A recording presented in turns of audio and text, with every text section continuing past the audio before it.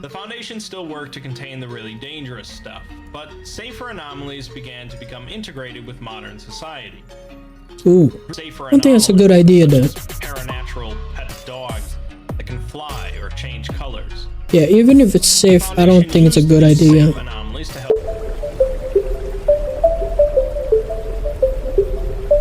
Alright, this one is by Exploring Series. The Exploring Series?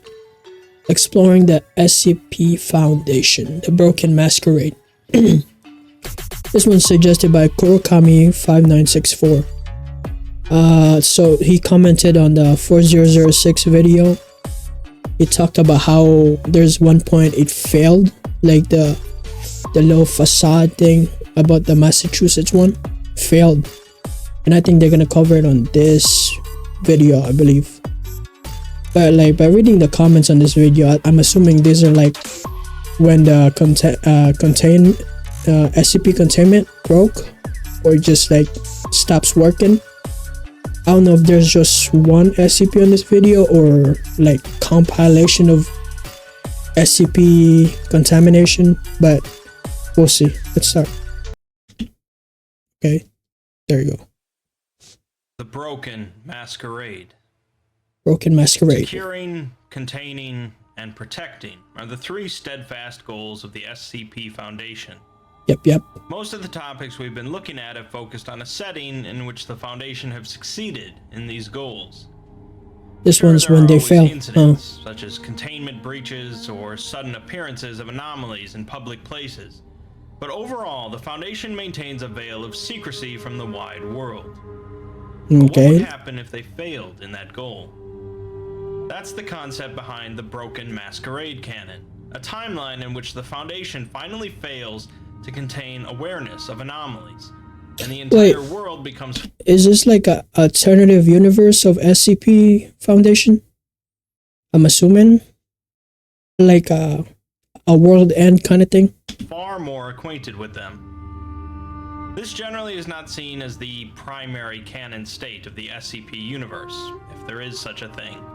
But it is a very interesting what-if scenario. So it's a side story, right? Much of the Broken Masquerade canon takes place in the form of tales, but there are a few SCPs written with that canon in mind as well. Okay, let's see it. There are thousands of ways that the world could become aware of anomalies on a scale that the Foundation couldn't prevent. But in the case of the Broken Masquerade canon, things culminate with an event in North Korea. North Korea? In short, North Korea suddenly and instantaneously disappears. With nothing left but a giant hole. Hurricanes were reported in the region. Did it get nuked or something? It was just air and water suddenly rushing in to fill the gap. Typhoon. Immediately afterwards, the Global Occult Coalition comes into the light as the world learns that they are a secret paranormal group funded by the United Nations.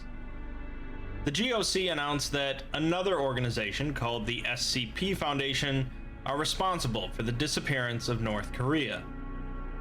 What did SCP Nations do? And the GOC demand that the leaders of the SCP Foundation be brought in for a trial by the International Court. Wait, is this one of those what ifs when SCP Foundations turn evil or something? It might be, right? Instead, the Foundation hijacked television broadcasts across the world and release a message. Yeah, I think so, right? Indeed responsible for the disappearance. They claim that the country is only spatially displaced somewhere else. Unfortunately, they're not sure if the civilians survived the displacement or not. Apparently, the Foundation and the GOC were working to prevent some sort of world-ending scenario, which they did, but North Korea got lost in the process. How do you lose North Korea? Occurred when large swaths of Foundation files were leaked across the internet, with the Foundation apparently unable to prevent or contain it. After this, the doors to the anomalous... Yeah, once it hits the internet, it's over with, bro. It's there forever. Noses into the GOC, the Foundation, the Serpent's Hand, and practically every other paranatural group out there. Massive relief efforts are made in the area around where North Korea used to be, with countless bodies being found in the ocean. Conspiracy theorists around the world go wild as they learn that all of their wildest beliefs were pretty much true, and then some. The SCP Foundation still continues their work, of course, as the Broken Masquerade really only entails one of their primary goals failing. There are plenty of anomalies that still need to be contained, but now the Foundation does not need to maybe like 4006 away from public eyes. Reports of various anomalies begin to be published in newspapers, and some non-dangerous SCPs are removed from SCP custody after various governments get involved. The mother of SCP-2118, a young girl who spontaneously begins speaking in the voice of a deceased child when in the presence of a parent who lost said child, writes a letter to the Foundation. 2118's parents apparently lost one of their children, and 2118 would regularly mimic the final words and sounds of the child. Oh, that is friction in the family kind of creepy, to be honest with you. By the Foundation. Now, her mother hopes to regain custody of the girl after believing her to be dead all these years, but she has to go through a mountain of paperwork.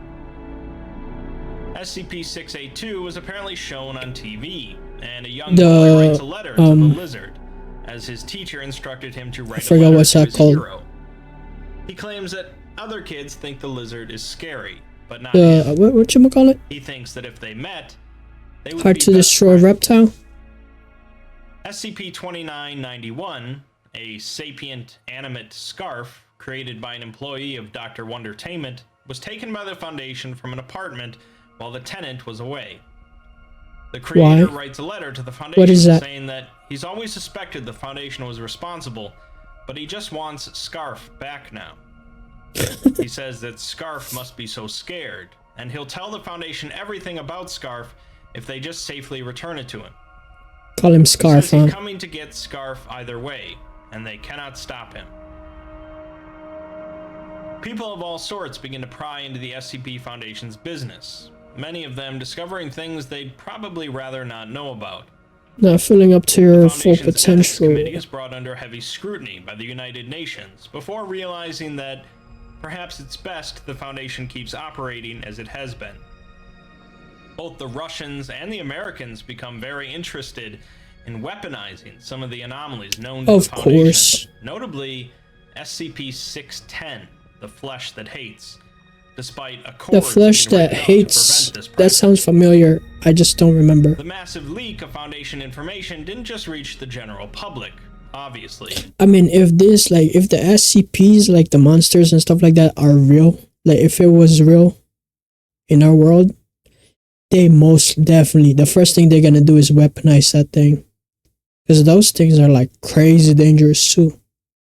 And they have a lot of different abilities, you know? But also every other anomalous group of interest. Groups such as the Sarkic cults, the Church of the Broken God, the Chaos Insurgency, and so on, gain intimate knowledge of thousands of SCPs and begin a new spree of raids. It was a trying time for the Foundation and the world in general, and things could have very easily collapsed in on themselves. But the world kept going. It kept going. The anomalous became commonplace, to a degree. The Foundation still worked to contain the really dangerous stuff, but safer anomalies began to become integrated with modern society. Ooh. Groups such as Marshall, Carter, and Dark boomed in business, selling all sorts of safer anomalies. I think that's a good idea, though. Paranatural pet dogs that can fly or change colors. Yeah, even if it's safe, I don't think it's a good idea. Anomalies to help their public image, as videos of cute anomalous keep that locked up. Begin trending worldwide.